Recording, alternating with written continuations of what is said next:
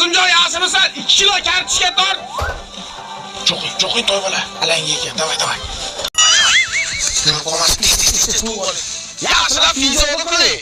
Ertaga jangingiz bor. Xo'pmi? Makallarga aralashmay, ular hayotni barbod qiladi. Davay, yurib, chaqsofga.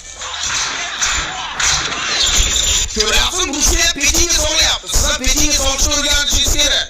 2 kunda to'g'rilab qo'ysangiz bo'ladi. Kuzating. Etta ularni turib olib qichqirmang, nima? Necha uxlaylik. Davay. Adboy.